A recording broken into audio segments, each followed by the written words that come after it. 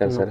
आपलं स्वागत आहे आयकॉन स्टील प्रस्तुत बिल्ड आयकॉन या उपक्रमामध्ये. आज आम्ही आलो धाराशिवमध्ये आणि माझ्यासोबत आहेत इंजिनियर आकाश गरड सर, जे मागच्या 5 वर्षांपासून खरं तर या क्षेत्रात अतिशय उत्तमरित्या काम करत आहेत. रेसिडेन्शियल प्रोजेक्टमध्ये मेजरली ते काम करत आहेत. सो आज आपण बिल्ड आयकॉन या प्लॅटफॉर्मवर त्यांच्याशी गप्पा मारणार आहे. त्यांच्या एकंदर आजवरच्या अनुभवांबद्दल, त्यांच्या प्रवासाबद्दल आपण जाणून घेणार आहोत. सो सगळ्यात आधी मला विचारायचं वाटेल तुम्हाला ते म्हणजे तुमच्या शैक्षणिक पार्श्वभूमीबद्दल. म्हणजे आपली शाळा कुठली होती, कॉलेज कुठलं होतं, आणि सगळ्यात महत्त्वाचं म्हणजे या फील्डमध्ये म्हणजे सिव्हिल इंजिनिअरिंग या क्षेत्रामध्ये येण्यामागची प्रेरणा कुणाची होती, ज्यांच्यामुळं खरं तर तुम्ही या क्षेत्रात आलात? काय सांगाल? माझं प्राथमिक जे शिक्षण आहे ते धाराशिवमध्ये झालेलं आहे. त्यानंतर 5वी ते 10वी पर्यंत जे शिक्षण आहे ते आपल्या येथील छत्रपती शिवाजी महाराज विद्यालयामध्ये झालेलं आहे. त्यानंतर कॉलेज जे आहे ज्युनियर कॉलेज 11वी आणि 12वी हे भोसले ज्युनियर भोसले कॉलेज इथे झालेलं आहे. आणि त्यानंतर तुळजापूर येथे डिग्री झालेली आहे. बरोबर, सिव्हिल. बरोबर. पण प्रेरणा कुणाची होती ज्यांच्यामुळे खरं तर तुम्ही या फील्डमध्ये आलात? प्रेरणा म्हणजे मला जेव्हा लहानपणी जेव्हा मी इथं बघायचो त्यावेळेला मला जी काही डेव्हलपमेंट दिसत नव्हती, अच्छा. त्यामुळं मला एक वाटायचं की म्हणजे जे घराची रचना किंवा जे आहे त्यावरून मला एक सुचलं की मग आपण या क्षेत्रामध्ये जाऊ शकतो. बरोबर. बांधकाम या क्षेत्रामध्ये आपण काहीतरी नवीन करू शकतो, जे की इथं आतापर्यंत सुधारणा झालेली नाही. बरोबर, बरोबर. आणि मग तुम्ही या क्षेत्रात आल, मग पुढे कुठं प्रॅक्टिस सर्व्हिस केलीत का डायरेक्ट आपल्या कन्सल्टन्सीला सुरुवात केली? प्रॅक्टिस म्हणजे मी ज्या वेळेला इथं आलो, मी पहिलं तर एक्सपिरियन्स मला घ्यायचा होता की म्हणजे पुणे वगैरे मोठ्या शहरामध्ये एक्सपिरियन्स घ्यायचा होता. बरोबर. पण मग अचानक मला एक जॉबची ऑफर आली की तर मी नगरपालिकेमध्ये 2 वर्षाचा जॉब मी केलेला आहे. अच्छा, बरं.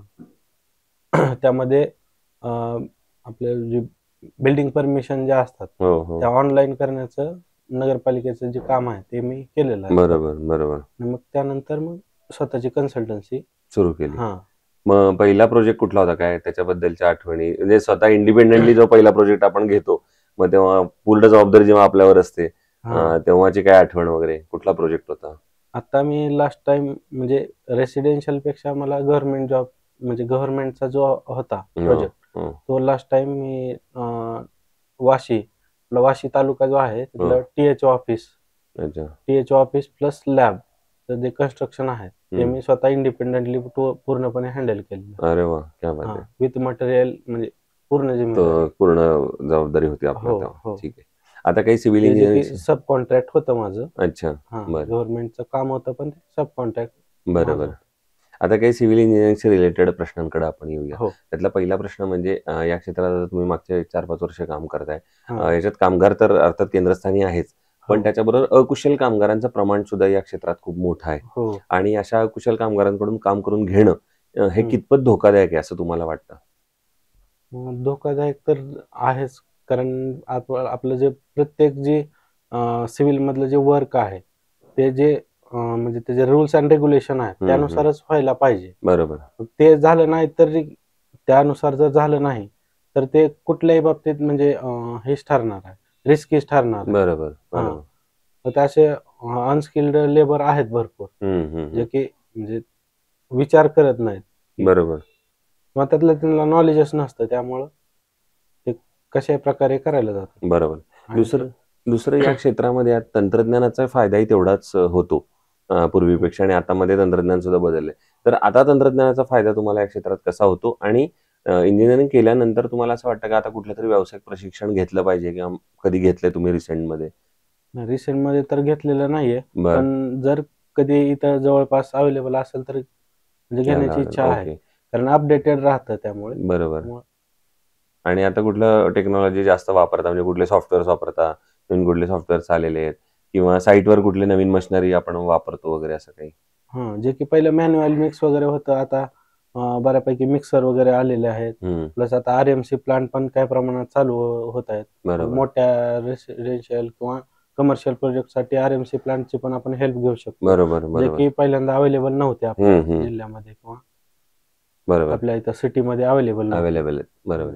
दुसरं रेसिडेन्शियल मध्ये काम करताना बऱ्याचदा त्या कस्टमरचं एक बजेट फिक्स असतं हो आणि मग आपण म्हणजे त्या बजेटनुसार घर बनवण्याची संकल्पना किंवा त्याला प्राधान्य हम्म. देण्याची संकल्पना फार वाढली. तर अशा वेळेला मग तुम्ही ती क्वालिटी आणि बजेट हे दोन्ही कसं कॉम्प्रोमाइज करता? त्या बजेटनुसार कसं घर बनवता? बजेटनुसार त्याला थोडंसं आता ऑब्विसली बजेट कमी केलं ना थोडेफार प्रमाणात तरी त्याची ड्युरेबिलिटी किंवा काहीतरी कमी होणार तर आहे. बरं. पण त्याला जेवढं डिझायर्ड पाहिजे तेवढं रिझल्ट आपण देण्याचा प्रयत्न करतो. बरोबर, बरोबर. हां. जे की त्याच्या बजेटमध्ये जेवढं काही मॅक्झिमम आपल्याला त्याची ड्युरेबिलिटी ठेवता येईल, त्याची स्ट्रेंथ ठेवता येईल तेवढा आपण प्रयत्न करतो. बरोबर. हां. दुसरं तुम्ही आता धाराशिवमध्ये काम करताय. तुम्ही मूळचे इथले आहात. म्हणून तुम्हाला विशेषतः आणि तरुण आहात ऑफकोर्स हां. त्यामुळे हा प्रश्न विचारत आहे. म्हणजे तुमचं स्वतःचं विकासाचं व्हिजन असं जर विचारलं धाराशिवबद्दल एक इंजिनियर म्हणून, सिव्हिल इंजिनियर म्हणून, हां. तर तुम्हाला पुढच्या 10 ते 15 वर्षामध्ये धाराशिवमध्ये कुठले महत्त्वाचे बदल करावेसे वाटतील, जे धारावीच्या सर्वांगीण विकासासाठी महत्त्वाचे आहेत? त्यामध्ये म्हणलं तर इथं व्यावसायिक जे आहेत, व्यवसाय खूप कमी प्रमाणात आहेत. बरोबर, त्यामुळे बाकीचे डेव्हलपमेंट थांबलेले आहे. ज्यावेळेला व्यवसाय किंवा रोजगार निर्माण होईल ना, त्यावेळेला मग बाकीचे सगळे प्रॉब्लेम सॉल्व्ह होतील. बरोबर. हां. आणि त्यासाठी सध्याला पाण्याचा सोर्स कमी आहे. म्हणजे अच्छा. नॅचरली पाण्याचा सोर्स कमी असल्यामुळे जवळपास ही सगळी डेव्हलपमेंट थांबली असं मला वाटतं बरोबर, पर्टिक्युलर. बरोबर, बरोबर. मग त्यामुळं त्याच्यासाठी काहीतरी किंवा जे पाण्याचा सोर्स वाढला तर मग उद्योगधंदे वाढतील. त्यानुसार रोजगार वाढेल. मग रोजगार वाढला की आपोआप म्हणजे घरांची रिक्वायरमेंट वाढेल. बरोबर. ऑल ओव्हर विकास होऊ शकेल. हं, हं. पण हे सगळं करताना मग शासनाकडनं काय अपेक्षा आहेत असं तुम्हाला वाटतं? म्हणजे शासन कशा पद्धतीने या तुमच्या ह्याच्यामध्ये मदत करू शकतं असं तुम्हाला वाटतं? शासनाचे जे काही म्हणजे डेव्हलपमेंटसाठी जी सपोर्ट पाहिजे, जे की समजा स्कीम असतील किंवा काय, ह्या जेवढ्या म्हणजे असतात भरपूर स्कीम, पण बरोबर, तो अधिकारी इथं जो येणार आहे त्यानं तेवढे प्रमाणात त्याची अंमलबजावणी केली पाहिजे, तेवढा लोकांपर्यंत पोहोचवलं पाहिजे, जे की बरोबर. ते होत नाही. हं, हं, हं. म्हणजे आहेत भरपूर योजना असतात शासनाच्या, पण त्या बरोबर, होत नाहीत. बरं. आता दुसरं कामगारांसाठी एक मध्यान्ह भोजनाची हो, काहीतरी हो. स्कीम आहे. योजना. पण ती बऱ्याच जणांना मिळत नाही. बरोबर. म्हणजे मी तर कोणत्या साईटवरती ही पाहिलंय असं नाही. हं, मग हं, हं. होतंयच म्हणजे त्याची अंमलबजावणी होते कुठं हा प्रश्न. बरोबर, बरोबर. दुसरं आणखीन एक म्हणजे आता तुम्ही एवढे वर्ष इथे काम करताय. समजा किंवा रेसिडेन्शियल प्रोजेक्ट तुम्ही केलेले आहेत, तर त्याच्यातला एखादा आयकॉनिक प्रोजेक्ट असं सांगा तुमचे. तर असा एखादा प्रोजेक्ट आहे का जो करताना एक वेगळा आनंद वाटला किंवा समाधान वाटलं किंवा काहीतरी वेगळं केलंय त्या प्रोजेक्टमध्ये? असा कुठल्या प्रोजेक्टची आठवण सांगता येईल का? सध्या तर माझ्या रेसिडेन्शियल प्रोजेक्टपेक्षा तो माझा आहे तोच गव्हर्नमेंटचा गव्हर्नमेंटचा जो प्रोजेक्ट पहिला जो केला होता. होता तो. ओके. हां, तोच मॅक्सिमम होता. त्यामध्ये मला बरेच आव्हानं, बरेच गोष्टी त्यामध्ये फेस केल्या मी. केल्या. बरोबर आहे. हां, आणि त्यातूनच बरंच काही शिकायला पण मिळालं. बरोबर. दुसरं या क्षेत्रात जे आता नवीन तरुण मित्र तुमचे येत आहेत तुमच्यासारखेच ज्युनियर्स येत आहेत. तर त्यांना या क्षेत्रात पाऊल ठेवण्यापूर्वी एखादा मित्रत्वाच्या नात्यानं सल्ला द्यायचा झाला, तर काय सल्ला द्याल त्यांना? यामध्ये पूर्ण म्हणजे जर कोणी एंटर करत असेल तर पूर्ण स्किल पूर्ण प्रकारे स्किल डेव्हलप स्वतःमध्ये करूनच म्हणजे या बरोबर. असं असा एवढं एक सल्ला आहे. सजेशन देऊ बरोबर आहे. शकेल. दुसरं कन्स्ट्रक्शनमध्ये स्टील हा अतिशय महत्त्वाचा घटक असतो. हो. तर मग स्टील निवडताना तुम्ही आणि आपण ज्या क्षेत्रात येते भूकंपप्रवण क्षेत्र आहे. तर हां. त्यामध्ये स्टील निवडताना तुम्ही काय पॅरामीटर्स बघता आणि मग स्टील निवडता? स्किलचे एक तर स्ट्रेंथ म्हणजे स्ट्रेंथ एक चेक करायला लागते. बरोबर. आणि जे आपलं ते काय म्हणतात त्याला डक्टिलिटी. डक्टिलिटी एक चेंज म्हणजे चेक करायला चेक लागते. करायला लागते. बरोबर. हां.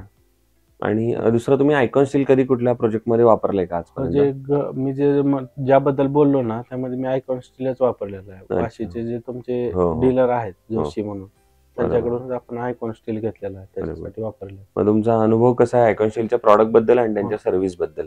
हो, चांगला आहे. अच्छा. वेळेवर सर्व्हिस वगैरे मिळाली. मिळते. बरोबर. हो. ठीक आहे. सो हे होते इंजिनियर आकाश गरड आणि त्यांनी अतिशय मोजक्या पण महत्त्वाच्या शब्दामध्ये आपले अनुभव मांडले. मागच्या 5 वर्षांचा त्यांचा या क्षेत्रातला अनुभव आहे आणि त्यांनी येणाऱ्या त्यांच्या मित्रांना एवढाच महत्त्वाचा सल्ला दिलाय. ते म्हणजे तुम्ही चांगले स्किल स्वतःमध्ये डेव्हलप करा. प्रॅक्टिकल नॉलेज घ्या आणि या फील्डमध्ये या. या फील्डमध्ये अमर्याद संधी आहेत. पुन्हा एकदा आपले मनपूर्वक आभार की तुम्ही आमच्या या बिल्ड आयकॉन धन्यवाद. प्लॅटफॉर्मवर आलात, इतक्या मनमोकळेपणाने बोललात. येणाऱ्या आगामी काळात असेच उत्तमोत्तम आयकॉनिक प्रोजेक्ट तुमच्या हो. हातून घडावेत याच आयकॉन स्टील कडून मनपूर्वक शुभेच्छा. हो, थँक्यू धन्यवाद. सर. धन्यवाद.